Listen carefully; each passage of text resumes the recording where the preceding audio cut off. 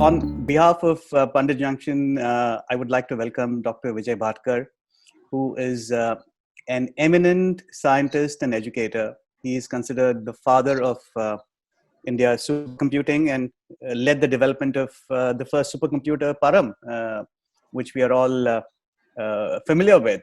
He's also the founder director of the Center for Advanced Development of Advanced Computing, popularly known as CDAC in Pune.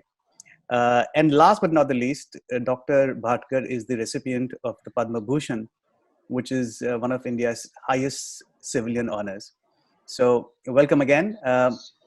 Pundit Junction, Dr. Bhatkar, aspires to be the home of classical wisdom systems.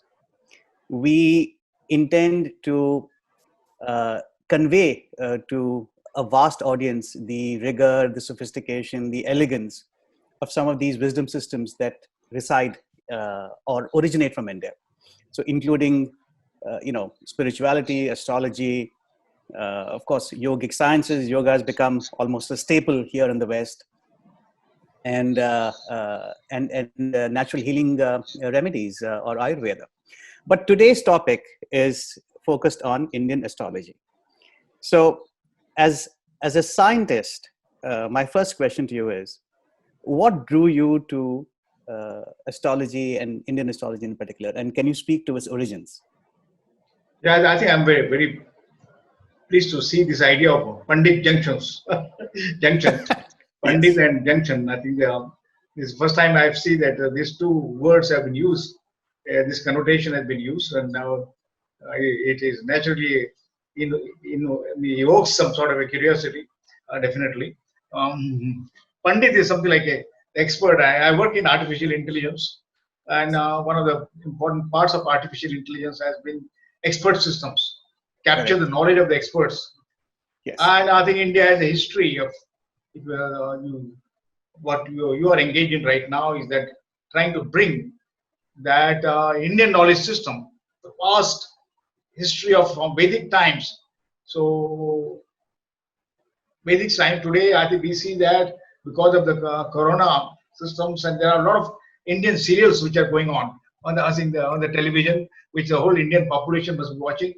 I think if you Yes. look at Ramayana, and if you look at Mahabharata, and if you look at about Shiva, I think all wonderful serials which carry on from the entire heritage of this country are before us. And why I'm referring to that, largest number of people are watching this now in the world, not only in Correct. Indian context, particularly Ramayana, if you think, because there are so many Indians across the world in so many countries.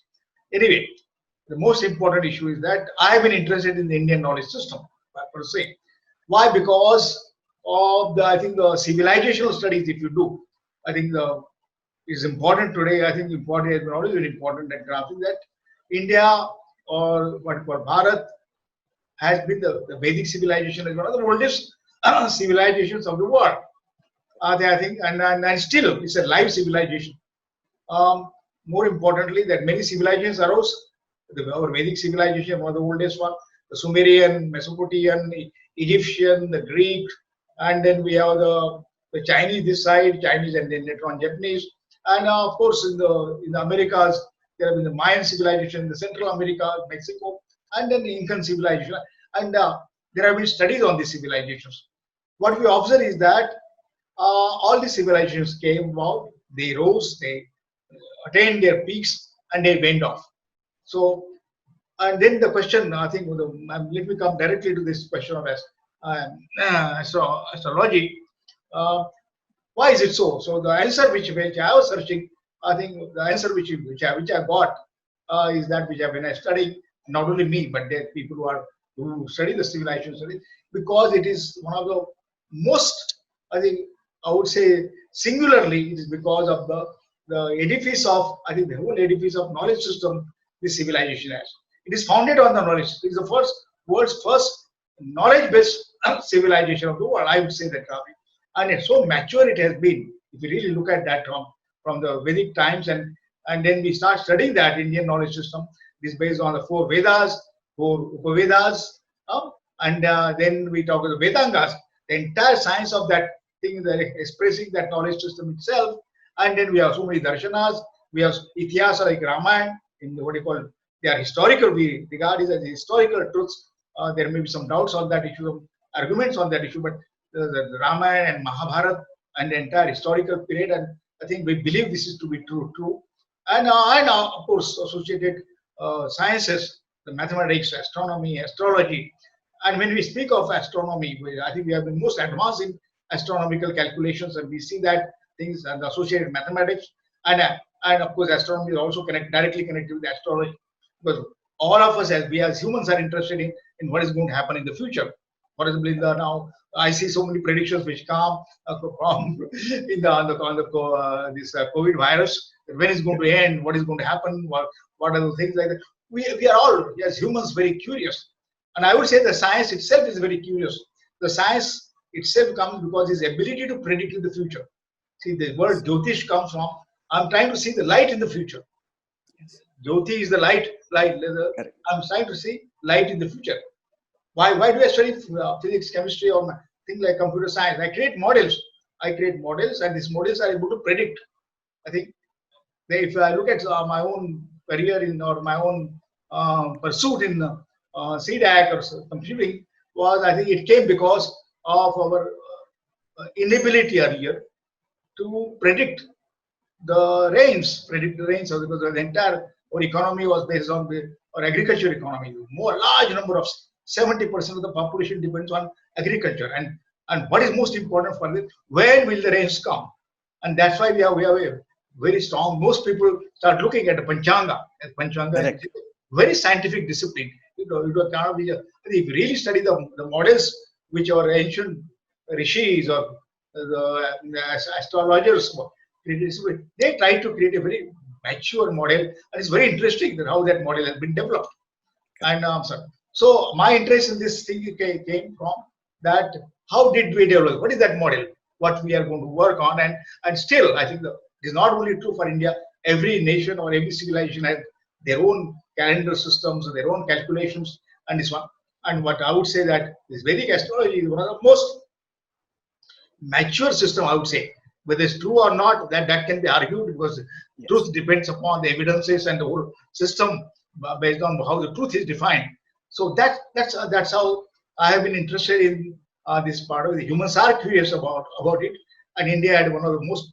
Today in the West, there is a resurgence of spirituality, and people are looking at alternative sort of systems of knowledge and meaning, especially the millennials. Yeah. So in this sort of context, we felt that we should be able to launch a venture which speaks to something that is uninterrupted.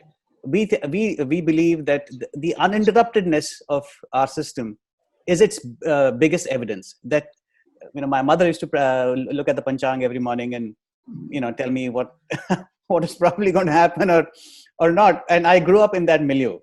So that's part of our desire and aspiration, and we find that more and more people are looking to Indian astrology as a problem-solving tool.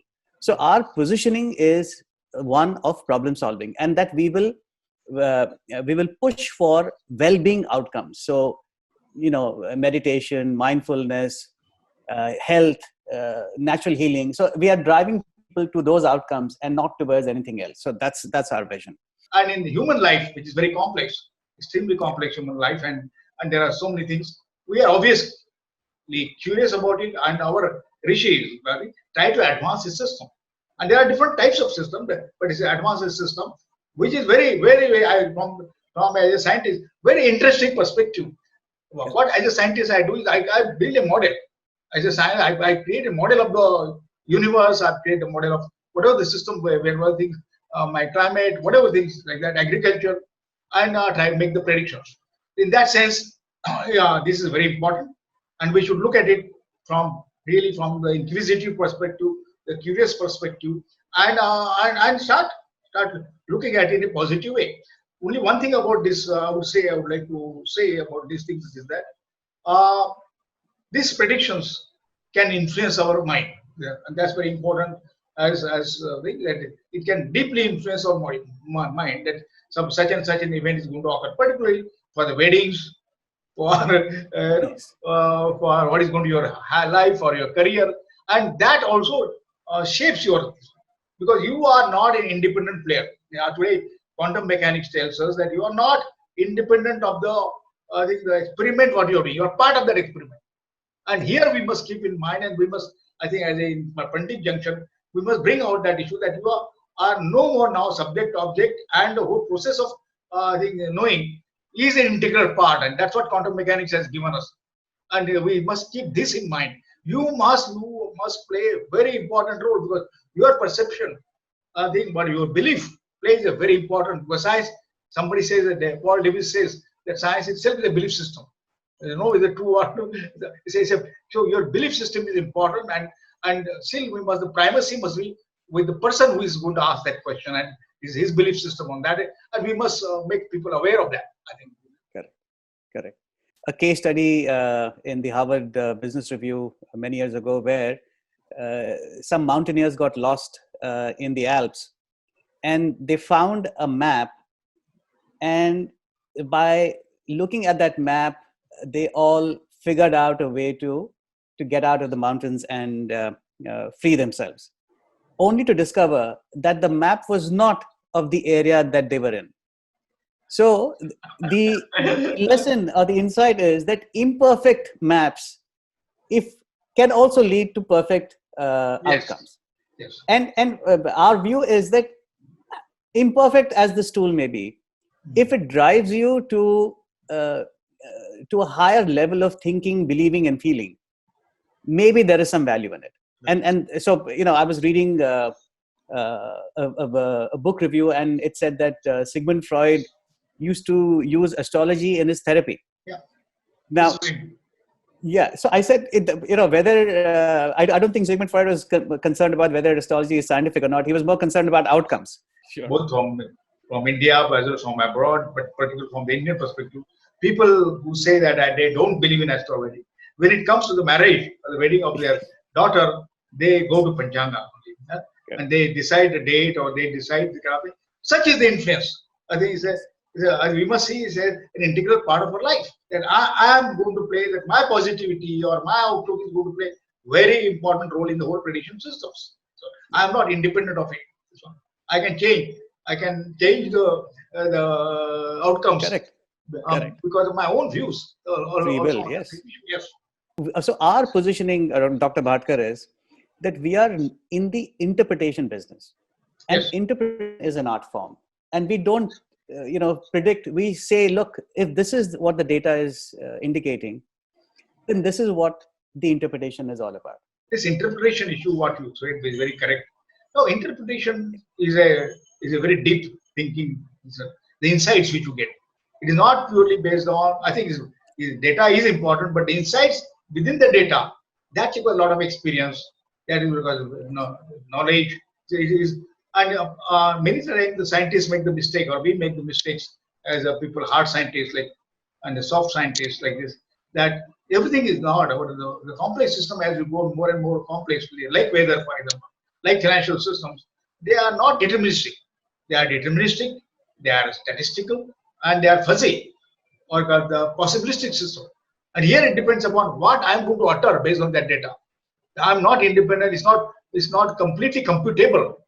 And this is not completely. We like to be more and more computable. I think that the approach you are taking in that whole thing.